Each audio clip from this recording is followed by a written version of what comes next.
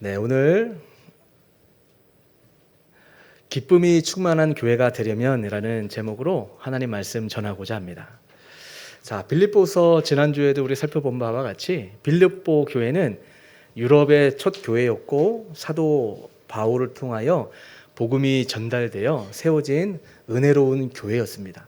바울이 얼마나 이 빌립보 교회를 사랑하고 특별한 마음에 가지고 있었는지 1장 초반을 보게 되면 잘 볼 수가 있습니다. 감옥에 있음에도 불구하고 빌립보 교회를 늘 생각할 때마다 너희들은 나의 기쁨이다. 너희들 참 내가 생각할 때마다 너무나 감사하다.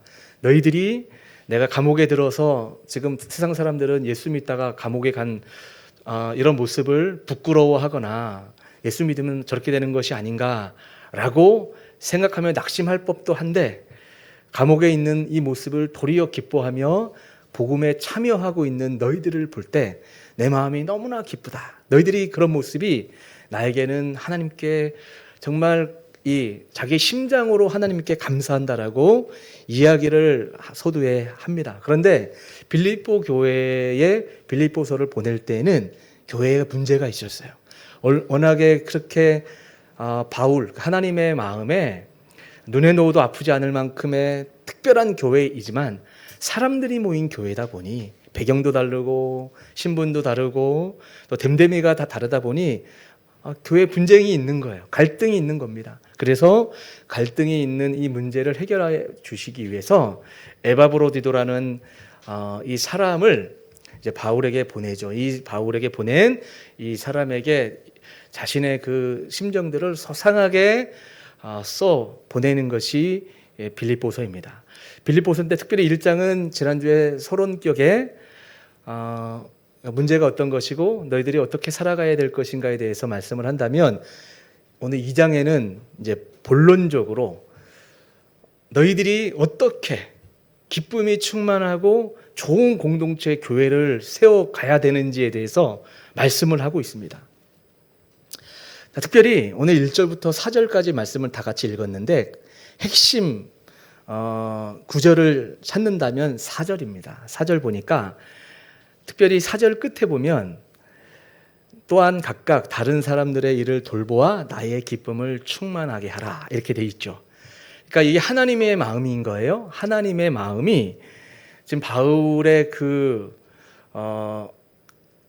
사람의 그 성정과 바울이라고 하는 그 사람의 이 목소리, 이 마음을 빌려서 하나님이 지금 빌립보 교회 성도들에게 아니 우리에게 지금 무엇을 말씀을 하는 거냐면 너희들이 이렇게 돌보아서 나의 기쁨을 충만하게 하라. 하나님이 하늘에 계시면서 우리가 지금 살펴볼 4가지 핵심 키워드를 살펴보면서 너희들이 이것을 잘 순종하고 너희들이 돌아봐 주면 내가 너무나 기뻐할 것 같다. 하나님도 기쁨이요. 하나님이 기뻐한다면 그 공동체는 당연히 기쁨이 동일하게 충만한 상태가 되겠죠. 그래서 기쁨이 충만한 교회를 다 누구나 소망하죠. 저도 그렇고 여러분들도 그렇고 하나님도 누구보다도 우리가 기쁨이 충만한 가운데 교회 다니고 신앙생활하고 있는 것이 뭐 고행하듯이 억지로 순종해야 되듯이 이런 것이 아니라 누가 하지 말라고 해도 샘솟는 기쁨과 이 감격 때문에 기뻐하는 상태로 살기를 누구보다 좋아하시거든요. 그걸 주님이 기뻐하시는데 빌립보 교회가 지금 그것이 안 되고 있는 거죠. 그래서 그것이 어디에 문제가 있다라고 지적을 하시면서 너희들이 이 부분을 이 포인트를 잘 받아들여 순종하여 너희들이 적용하면 기쁨이 충만한 교회가 된다라고 말씀을 하고 있습니다. 자, 이게 어떤 의미냐면 이런 겁니다. 너희가 그리스도 안에서 부름받은 하나님의 백성이라면 마땅히 이런 기쁨의 삶을 사도 바울 내가 기뻐하노니 내가 다시 말하노니 기뻐하라. 기뻐하라라는 말이 14번인가 나왔다고 제가 지난주에 말씀드렸죠. 기쁨의 서신인 데는 이 빌립보서를 통해서 감옥에 있지만 나 정말 기뻐하는 척이 하는 기뻐하는 어떤 멘탈 승리 이런 것이 아니라 진짜 나 기쁘다. 내가 기뻐하듯 너희들도 기뻤으면 좋겠다라고 이야기를 하고 있는 거죠. 이런 겁니다. 여기 이제 아까 일부 때는 자녀를 키우는 사람이 저밖에 없었어요. 근데 지금 이 자리에는 자녀를 키우는 가정도 여러 분 계시지만 자녀를 키우는 부모의 입장에서 한번 생각해 보았으면 좋겠어요. 그리고 아직 자녀를 안 키우지만 우리가 지금 다 자녀이잖아요. 성장 시기에 부모님들이 어떠셨는지를 생각해 봤을 때 우리가 충분히 생각해 볼 수가 있죠. 자녀를 키우는 부모님 입장에서 부모가 어떤 자녀를 보며 기뻐하겠습니까? 자녀들이 어떤 좋은 직장에 들어가서 취직해서 수입도 괜찮고 때에 따라서 계좌이체 용돈도 넣어주고 봉투에 넣어주고 해외여행도 시켜주고 사실 너무나 좋죠. 저도 우리 자식들이 그렇게 해주면 너무나 좋을 것 같아요. 근데 그거는 좋은데 맨날 싸워. 모이면 다투고 갈등하고 그런 자식들을 바라보는 부모의 마음이 결코 기쁠 수가 없을 겁니다. 근데 반대로 어쩌다 보니 경제적으로는 부유하지 못하고 넉넉하지도 못해요. 그리고 누구도 도와줄 만한 형편도 안 되는 그런 상황 가운데 열심히 사는 자녀이지만 형제들끼리 가족끼리 모여 있을 때마다 서로 우애하고 서로 사랑하고 배려하고 또 믿음 안에서 모든 것들을 해석하고 살아가려는 그 모습을 보면 예수 믿는 부모는 더할 나위 없이 그 자체가 기쁨이죠. 야, 세상에서 부유하면 뭐하고 세상에서 부귀영화 누리면 뭐하겠나. 우리 아이들이 이렇게 잘 자라고 이렇게 예수 안에서 서로 우애하며 행복하게 살아가는데 여러분 이게 진짜 기쁨 아니겠습니까? 하나님 아버지의 마음이 지금 그런 거예요. 너희가 지금 이 빌립보 교회는 그때 당시에 유럽의 첫 성이기도 하고 로마 시민권자를 가진 사람이 있었단 말이에요. 요새 오디세우스 영화 보신 분들도 계시겠지만 지난주에 제가 봤거든요. 진짜 영화 대단한 영화더라고요. 제가 영화는 잘 모르지만 대부분 잠깐이라도 짬을 주면 저는 제가 최근에 본 영화 가운데 안 좋은 영화가 없어요. 근데 이 영화는 처음부터 끝까지 볼거리도 많고 한데 진짜 감동이 있고 좋더라고요. 근데 그 영화를 이제 보면서 로마, 그리스 시대의 그 정서 상황들을 잘 보았어요. 그리고 찾아보니까 크리스토퍼 놀란이라는 사람이 기독교적인 색채를 강하게 집어넣었어요. 그래서 나중에 못 보신 분들이 계실 테니까 나중에 다 보신 분들하고는 어느 정도 한 달 정도 지났을 때는 이 영화를 가지고 설교 때 같이 나눴으면 좋겠다라는 생각이 들 만큼 참 좋은 영화입니다.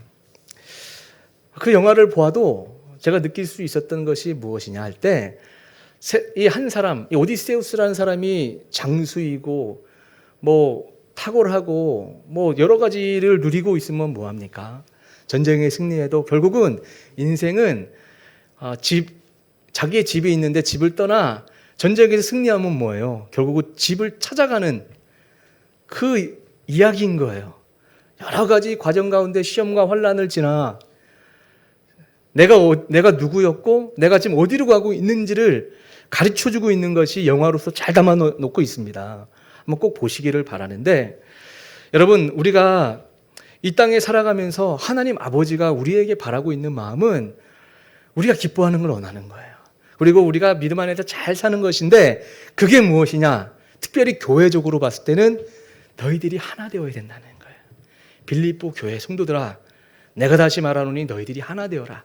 그리하면 내가 기쁨이 충만하겠다라고 말씀을 합니다. 자, 그러면 지금 사도 바울은 그 빌립보 교회가 일체감을 유지하면서 견고하게 세워가기까지에는 네 가지 중요한 기둥이 있다는 것을 오늘 본문 1절을 통하여 잘 말해주고 있습니다. 자, 첫 번째, 좋은 교회, 건강한 교회, 기쁨이 넘치는 교회가 되려면 첫 번째가 1절입니다. 그리스도 안에 무슨 권면이나 이렇게 돼 있죠. 자, 보세요.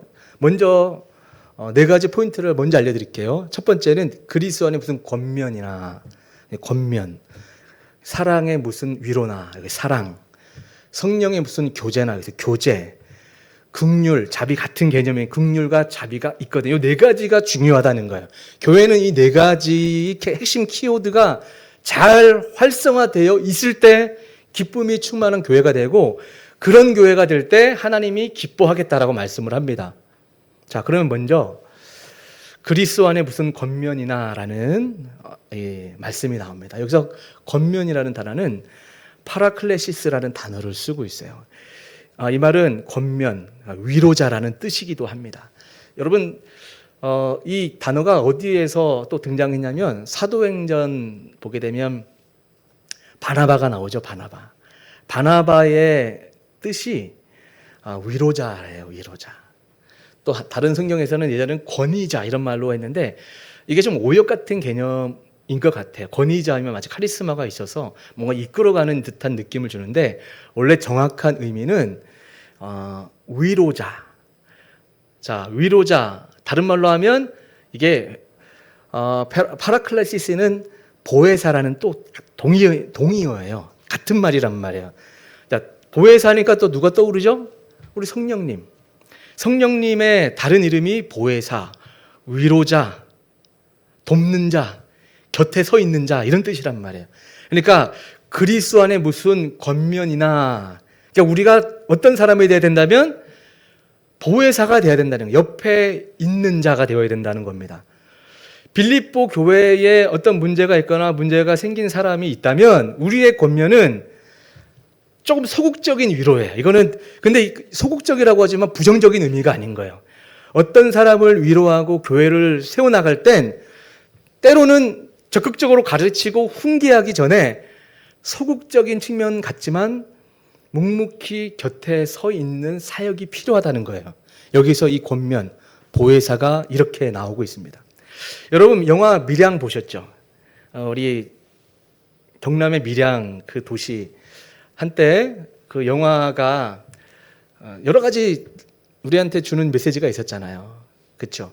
잘못한 그 사람이 자기가 예수님 앞에 자기 용서했고 용서받았다고 회개했고 용서받았다라는 그런 얘기를 전도연 씨 앞에서 했던 그 장면이 생각이 납니다. 근데 그 영화에서 보게 되면 송강호라는 사람이 있는데 건달이에요. 건달인데 전도연을 엄청 옆에서 사랑하듯 좋아합니다. 그러니까 이 깡패 같은 이 날라리 같은 인생인데 이 전도연 씨 항상 주위에 맴돌기만 해요. 그래서 말 시키면 대답해주고. 근데 그 과정 가운데 이 전도연 씨가 이 마음이 열려가는 것을 보게 되죠. 이 전도연이라고 하는 이 여인은 남편도 잃고 아이도 잘못되고 하는 이 가운데 깊어 상처 가운데 있을 때 밀양이라는 곳에 가서 살아가는 이야기잖아요. 근데 이 송강호라고 하는 그 사람이 하는 일이 보혜사야. 옆에서 뭐 특별한 일, 뭐 해주지 않고 옆에서 얘기하면 들어주고 반응해주고 그렇지 않으면 그냥 옆에 있어주기만 하는 이 일이 어떤 한 사람에게 그렇게 위로가 되었다라는 하나의 메시지가 담겨 있죠. 우리가 살아가는 인생에도 고통 가운데 있는 사람에게는 언제나 정답이 필요한 것은 아닌 것 같아요. 물론 결과론적으로 정답을 알아야 되겠지만 때로는 함께 있어주는 사랑이 먼저 필요하다라는 겁니다. 교회에도 말을 잘하는 사람이 필요하지만 곁에 잘 있어주는 사람도 필요합니다. 뭐 이런 거죠. 제가 곁에 있을게요. 아니 심정적으로 그런 말 하지 않아도 내가 누구를 떠올릴 때 난 쟤 정말 너무 좋아. 내 옆에 항상 있어주는 것 같아. 힘들면 내가 SOS 치면 언제든지 내 마음을 위로해 줄 수 있을 것 같아. 여러분 이런 사람 좋은 겁니다. 나에게 그런 사람이 있어야 되고 나 또한 그 사람들 반대로 우리 모두는 그런 보혜사 옆에 있어주는 자, 다른 말로 곁을 내어주는 자이죠.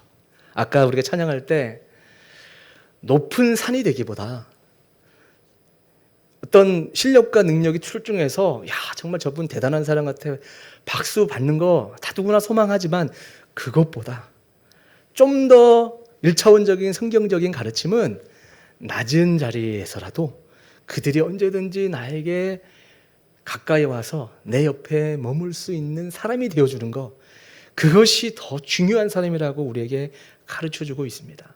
주님이 우리에게 지금 말씀하고 있습니다. 보혜사가 되어주어라. 권면자가 되어주어라. 우리 그런 성도들이 다 될 수 있기를 축복합니다. 자, 두 번째 기둥은 뭐냐면 여기 사랑의 무슨 위로나. 자, 첫 번째가 좀 소극적이었다면 두 번째는 사랑의 위로예요. 이것은 좀 적극적인 위로입니다. 상처 입은 자를 적극적으로 달래고 보듬어 안는 위로를 의미하고 있습니다. 바나바라는 사람은 그걸 잘했던 것이에요. 옆에도 있어주고 위로도 잘해주었습니다. 그렇죠. 그러니까 마음이 활짝 열려있는 거고 성령의 열매를 맺게 되는 것입니다. 자, 여기서 사랑의 무슨 위로할 때 사랑은 일으켜 세워주는 겁니다. 자, 교회에서 사랑은 단순한 감정이 아니에요. 사랑은 수고이고 시간을 내는 겁니다. 그리고 사랑은 들어주는 것이고 기다려주는 겁니다. 그리고 사랑은 때로는 손해를 감수하는 것이죠. 그러니까 성경적 사랑은 희생을 담보하고 있습니다. 세상의 사랑은 내가 감정이 좋으면 감정이 되는 만큼 사랑하고 가요. 그런데 성경에서 말하는 사랑은 희생이 뒷받침된 아가페적인 사랑입니다.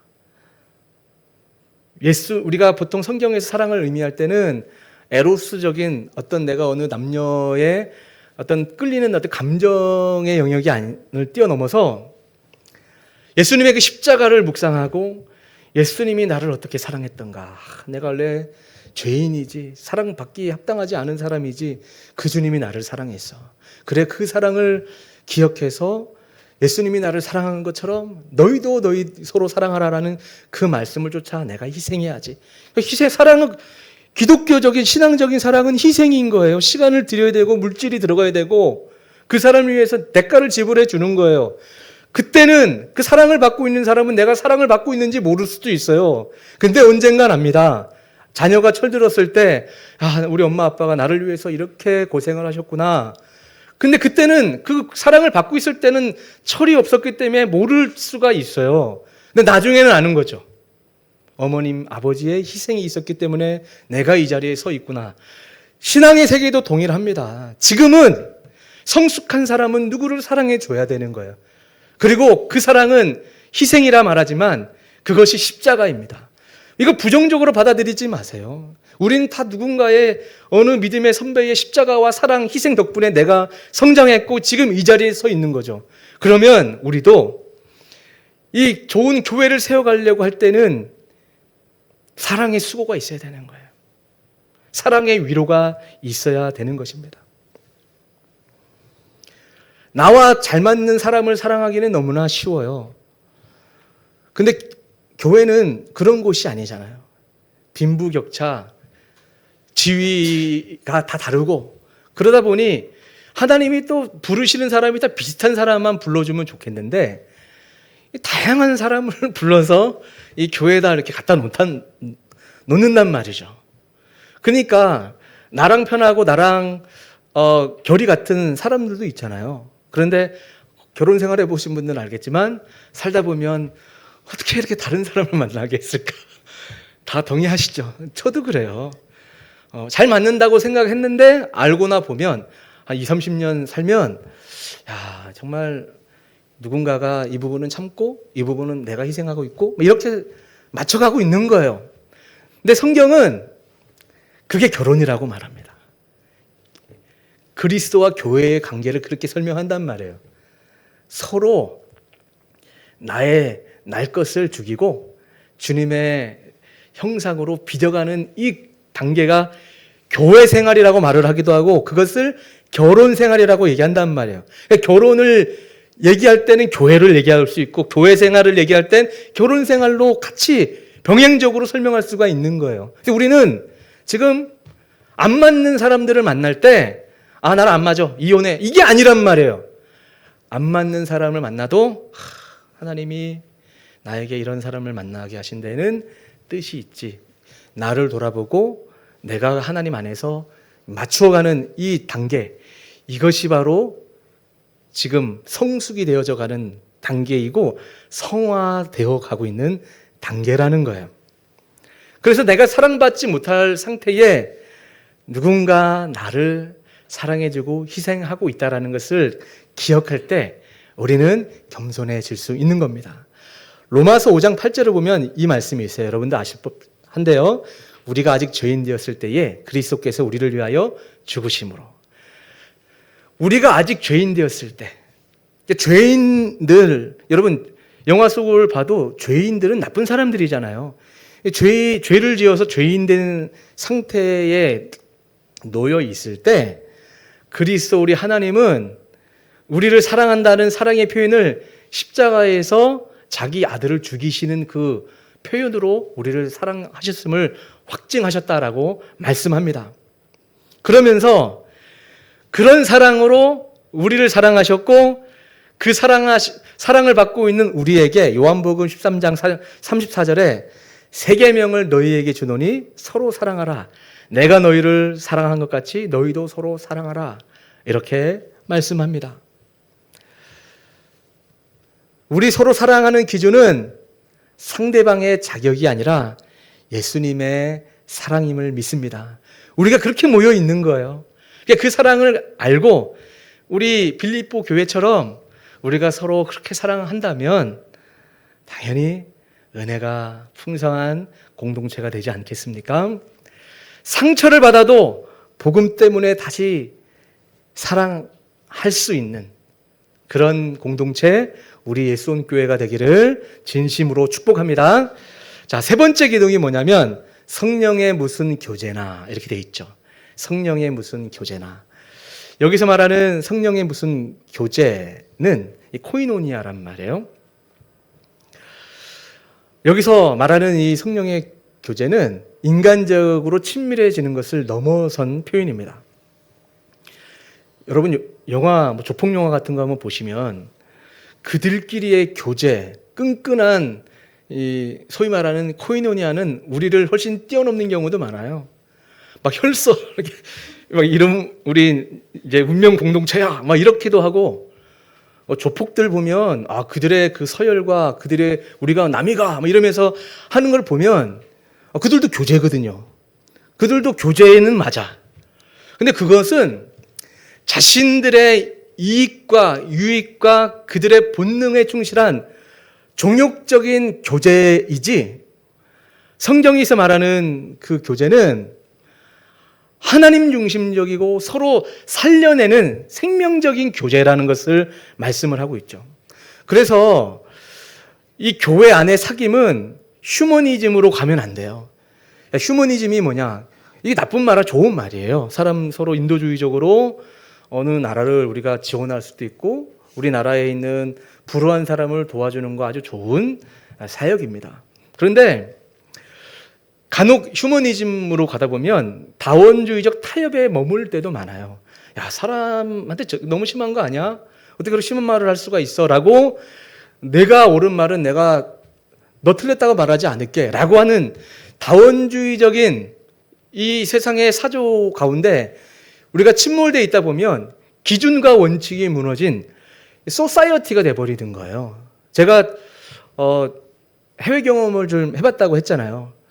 제가 이민교회를 하면서 한인교회를 섬길 때 지위적으로 경제적으로 여유가 있는 분들이 한인교회를 나왔던 분들이 많이 있었어요. 근데 그분들은 교회에 오는 목적이 한인들이 그리워서 김치가 그리워서 그리고 뭐 교제가 그리워서 하는 거였어요. 그리고 이제 점심 먹고 나면 남자 우리 예송교회의 집사님 급들 좀 되는 그 나이에 계시면 우산 뒤집어서 골프 퍼팅 연습하는 장면을 얼마나 많이 봤는지 몰라. 그게 나쁘다는 게 아니에요.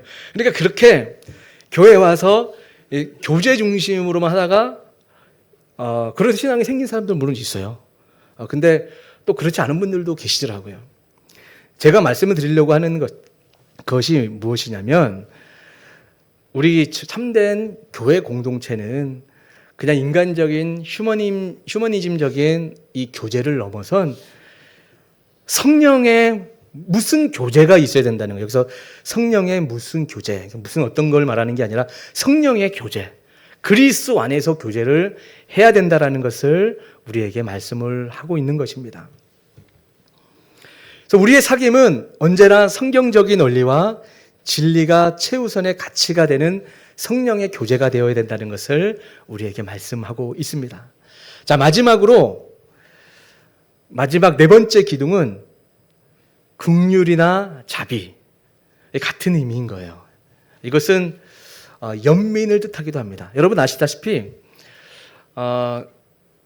스스로가 불쌍해 보이고 막 그런 감정을 자기 연민이라고 부르죠. 근데 그거 나쁜 건 아니에요. 나 자신이 불쌍해 보이는 이 상태가 느껴질 때 눈물 나죠. 내 인생은 뭔가, 내 인생은 왜 이렇게 초라한가, 내 친구 누구는 저렇게 나가는데 나는 왜 이럴까, 막 그런 생각에 잠길 일 많아요. 살다 보면. 그렇죠?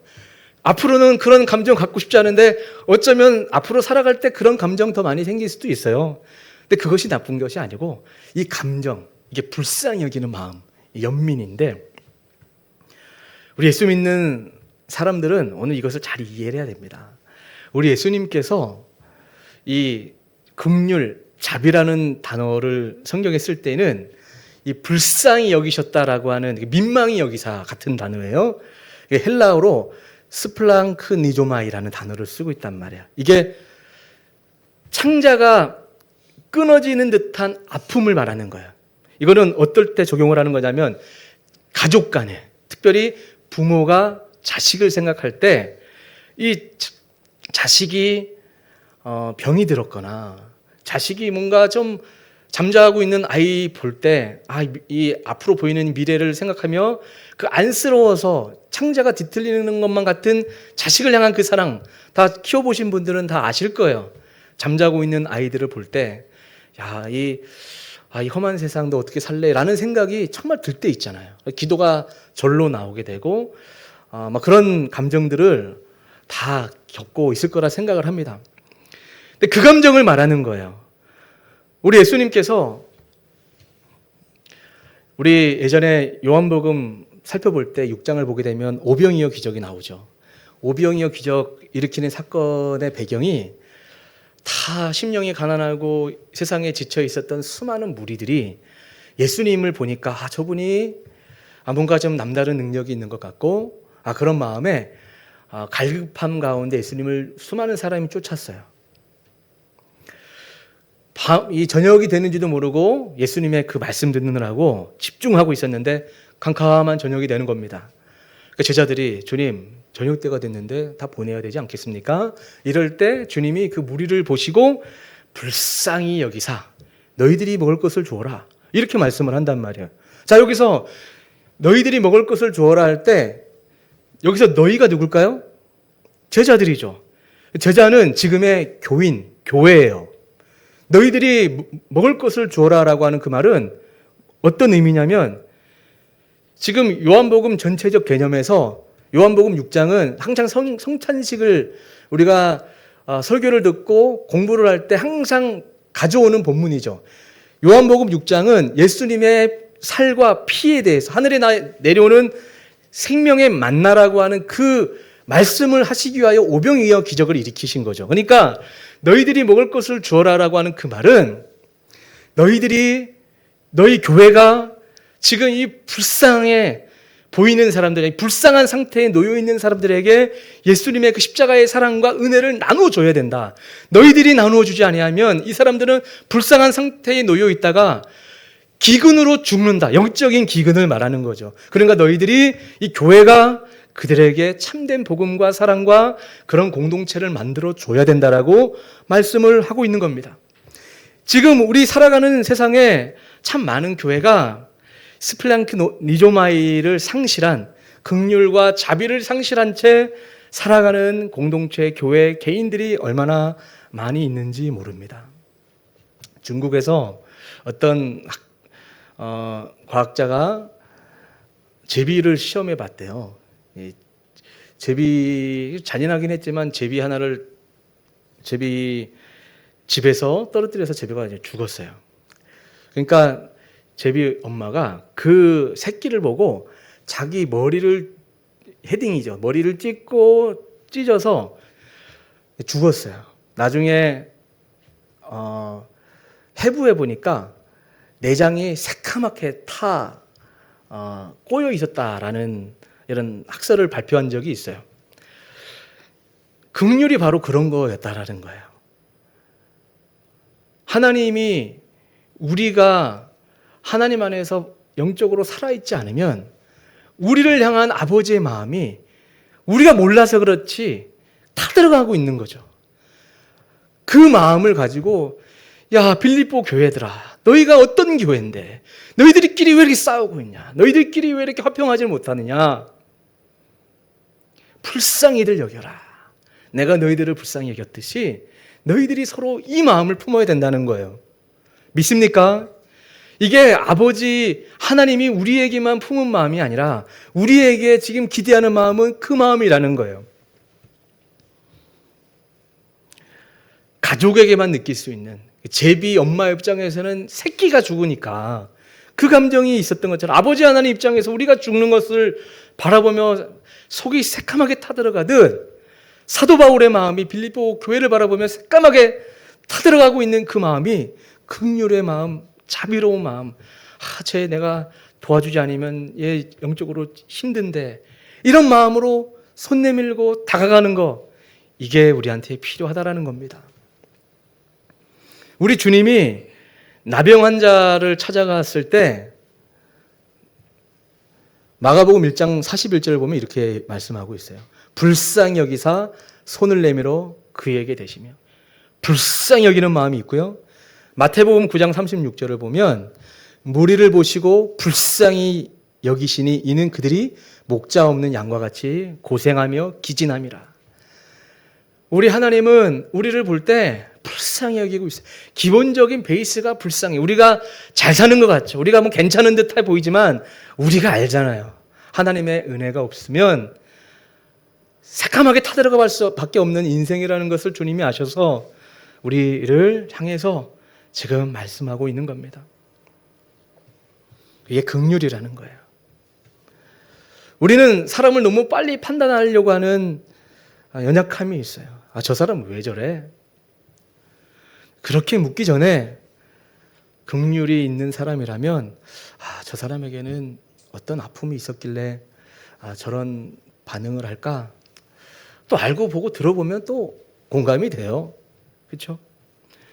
근데 우리는 죄인인지라 긍휼의 마음으로 발동되기 전에 너무나 보이고 우리가 생각되는 대로 말하고 행동할 때가 있어서 항상 우리에게 문제가 되는 것 같습니다. 우리 주님이 오늘 말씀합니다. 그 어떤 상황 가운데 놓여 있다 할지라도 어떤 누군가가 죄 지은 것 같고 아니면 누군가가 넘어져 있는 것 같고 할 때 정죄하려는 마음이기 전에 살리고 싶은 마음을 먼저 가져야 된다. 이게 중요한 겁니다. 살리고 싶은 마음, 그러니까 기도하는 사람이 돼야 돼요. 그래서 기도하는 사람, 여러분 어느 누구 중에 나에게 섭섭하고 나에게 아픔을 주었던 사람이라 할지라도 기도하는 사람이 하나님께 기도할 때 주님 나 마음 상했으니까 저 사람 잘못되게 해주세요. 이런 사람은 없어요. 기도하면 힘들지만 아프지만 하나님 주님이 도와주셔서 잘 되게 하여 주시기 원합니다. 저 사람의 아픔도 고쳐주시고 나의 마음도 고쳐주시고, 기도의 능력이 이런 데 나온단 말이에요. 기도하지 않으니까 그냥 내가 맴돌고 있는 사고방식과 생각 가운데 판단하고 말하고 행동으로 이어지니 주님이 말하는 기쁨이 충만한 교회가 만들어지는데 항상 한계가 있을 수 있다는 겁니다. 갈라디아서 6장 1절 보면 신령한 너희는 온유한 심령으로 그러한 자를 바로잡고 너 자신을 살펴보아 너도 시험 받을까 두려워하라. 이렇게 말씀을 하면서 2절은 너희가 짐을 서로 지라. 그리하여 그리스도의 법을 성취하라. 이렇게 말씀합니다.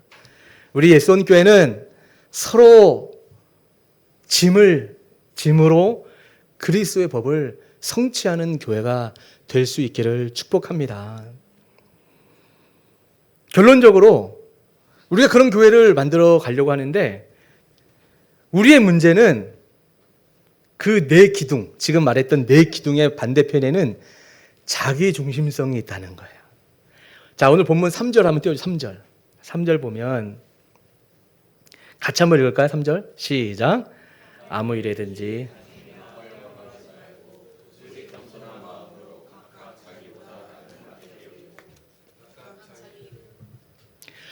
자, 여기서 보니까 공동체를 깨뜨리는 가장 큰 원인이 나오죠. 이게 쉽게 말하면 자기중심성이에요. 자기중심성. 내가 옳다. 내가 인정받아야 된다. 내가 손해보면 안 된다. 왜 저 사람만 인정받는가? 뭐 이런 마음이 공동체를 깨뜨린다는 거예요. 자, 잠언 18장 1절로 띄워주세요.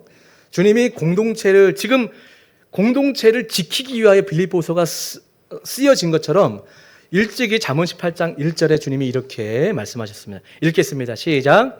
무리에게서 스스로 갈라지는 자는 자기 소욕을 따르는 자라 온갖 참 지혜를 배척하느니라. 자, 여기서 보니까 빌립보 교인들 가운데 그런 성도가 있었던 것 같아요. 분열의 씨앗이 스스로 고립을 자초하는 교만도 있다는 거예요. 여기서 갈라지는 자는 히브리어로 파라드라는 단어를 쓰고 있는데 어쩌다 보니 물리적인 거리가 멀어진 상태를 의미하는 것이 아니라 능동적이고 고집적으로 자기 자신을 공동체적으로 분리하려고 하는 그 태도를 이 단어를 쓰고 있어요. 하나님께서 허락하신 언약의 공동체를 서로 다름을 인내하지 못하고 자신의 의와 기준만을 내세우며 나가는 이 모습을 우리 주님이 무리에게서 스스로 갈라지는 자기 소욕이 오늘 본문에서는 이게 뭐라고요? 아무 일이든지 다툼이나 허용으로 하지 말라. 이 말로 자기중심성을 말하고 있는 겁니다. 그러면서 오늘의 결론입니다. 우리가 하나 될 수 있고 좋은 교회, 기쁨이 넘치는 교회를 세울 수 있는 것은 결국 마음이라는 거야. 자, 4절에 각각 자기 일을 돌볼 뿐. 여기 각각 자기 일이 뭐죠? 지금 아까 1절에 나왔던 그 4개의 기둥들의 말씀에 입각해서 자기 일들이 있죠. 자기가 적용해야 될 부분들을 돌볼 뿐더러 또한 각각 다른 사람들의 일을 돌보아 다른 사람들, 아픔 당한 사람들, 상처 가운데 놓여 있는 사람들 돌봄으로 그렇게 나아가면 나의 기쁨을 충만하게 하라. 바울이 참 기쁘겠다라고 하는 이 표현 가운데 하나님의 마음이 담겨 있는 거죠. 그런 공동체, 그런 너희가 되면 기쁨이 충만하겠다. 기쁨이 충만한 공동체가 될 수 있다라고 우리에게 말씀합니다. 우리 모두는 그 믿음 가지고 겸손한 마음을 놓고 기도합시다. 주님, 아까 찬양했던 것처럼 높은 데 마음을 두지 않고 낮은 자리에서 다른 사람을 돌보며 다른 사람을 세워가는 이것이 참된 행복입니다라는 그 믿음으로 살아가는 우리 예수원교회 성도들 되어서 이곳이 기쁨의 천국이요 은혜가 넘치는 교회가 될 줄 믿습니다. 우리 그 믿음으로 승리할 수 있기를 주님의 이름으로 축복합니다.